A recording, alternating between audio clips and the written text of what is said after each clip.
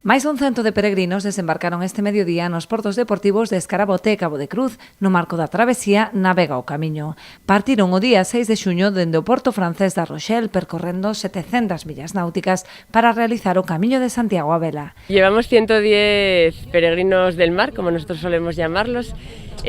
Salimos desde La Rochelle el día 6 de junio, hemos ido por toda la costa norte de Cantábrica hasta dar la vuelta a Galicia para entrar ahora en la Ría de Arousa. Por fin, un poquito nuestro objetivo, ¿no? Llegar al final a la Traslatio, a Padrón y hacer esos últimos kilómetros a pie, que los haremos el 29 de junio. Esta oitava edición, ademais de bater récord de participación, é tamén a máis internacional, posto que aos navegantes procedentes de diversos puntos de España e de Francia sumouse tamén unha delegación argentina, que contan coa tripulante máis nova, unha nena de tan só 5 anos. Nosotros venimos bastante lejos, somos navegantes y siempre sentimos como admiración por los peregrinos del camino, por conocer el camino, por conocer esta zona de España tan bella, y hacerlo vela es algo totalmente diferente, es una experiencia como nueva y la organización es fantástica porque van como solucionando cada cosa en el camino. Tras ser recibidos nos portos boinenses, os navegantes trasladáronse ata o Pazo de Goiáns, onde tivo lugar a recepción oficial e o xantar de benvida. Dende a Mancomunidade de Barbanza Arousa destacaron a importancia de acoller este tipo de iniciativas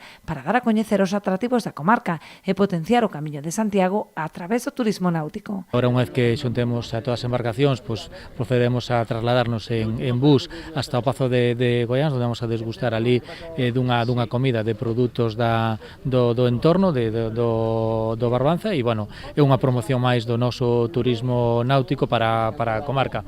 Dentro da nosa estrategia está a potenciación do Camiño de Santiago. Somos o único territorio onde se pode obter a Compostela tanto por mar como por terra, entonces o Camiño por mar é unha das nosas estrategias. Esta actividade está incluída dentro desa estrategia de potenciación do camiño. O que buscamos é que nos coñezan no norte de España e tamén na zona de Francia, que nos coñezan a nivel nacional e internacional para seguir potenciando o Camiño de Santiago por mar. Tras esta parada en Barbanza Arousa, queda aínda unha última etapa por mar ata Vilagarcía. Dende ali partirán ata Padrón para realizar por terra o último treito ata Compostela, a onde chegarán o día 29.